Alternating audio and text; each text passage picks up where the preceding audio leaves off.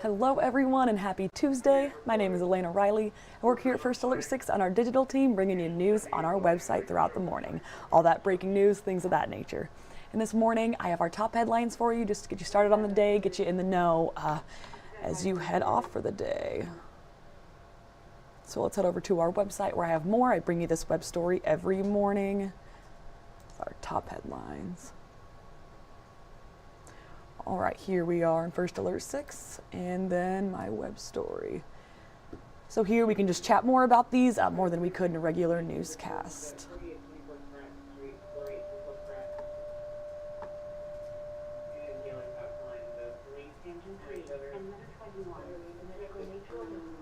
All right, so our top headline for this morning was our breaking news that we had here in our newscast is that the Omaha Police Department is looking for a suspect after an incident that happened this morning. It left one person with minor injuries. So let's go head over to that video here.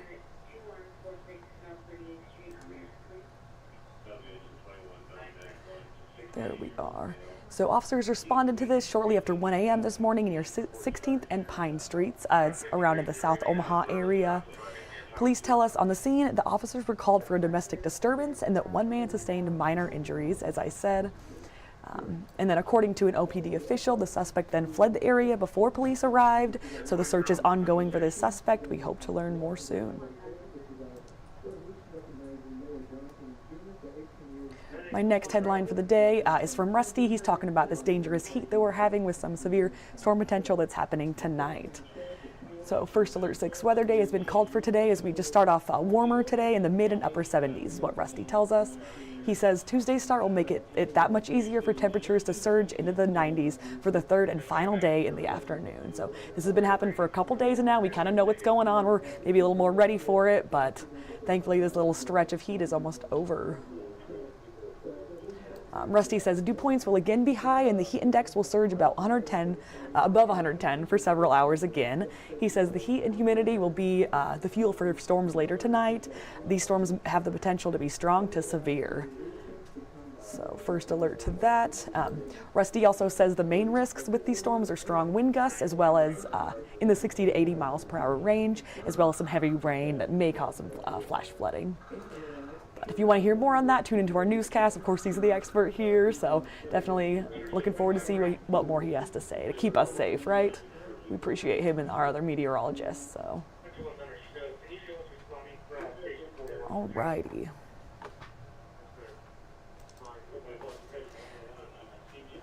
My next headline for the day is that the man arrested in a decades-old murder case in Wahoo is set to plead guilty or no contest to a lesser charge. This is happening on Thursday. So 77-year-old Joseph Ambrose was arrested last fall in connection to the stabbing death of 17-year-old Mary Kay Hesse in 1969 there in Wahoo. So we spoke with some community members. They tell us they are planning to gather outside of the courthouse. You saw that there a couple seconds ago to let prosecutors know that they are not happy just with what's going on here. We spoke with an author and the organizer of some of the protests. They said the community of Wahoo and, in fact, most of Saunders County has been emotionally and psychologically invested in this murder. So a lot of interest here. People want to see what the outcome is of this. So there will be a couple of protests, as I've said.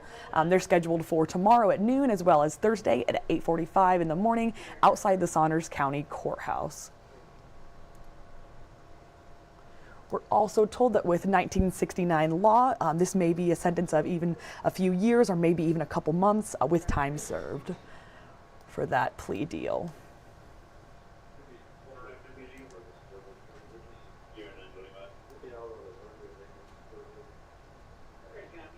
All right, my next headline for the day is that police are searching. They're asking for the public's help in finding a wanted man. He's 21 years old. Let's go head over to his mugshot here.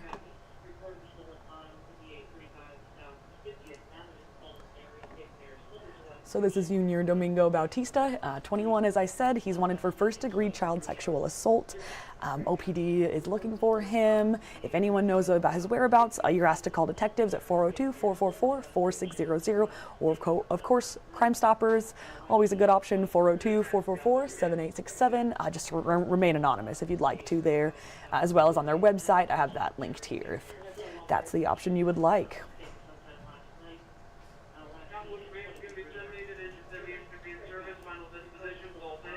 Okay, my next headline.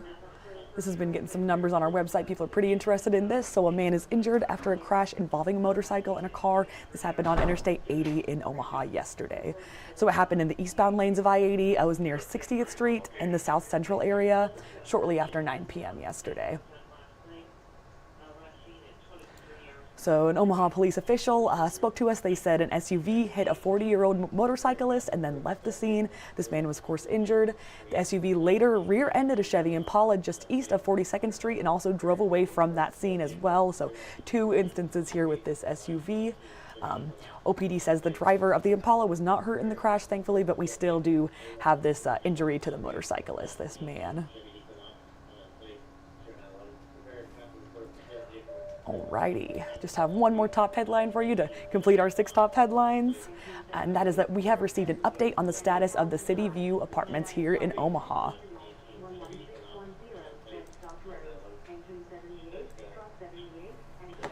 All right, a lot of interest in this story. We've been following this for a while, but we found out yesterday from the North Omaha Community Partnership.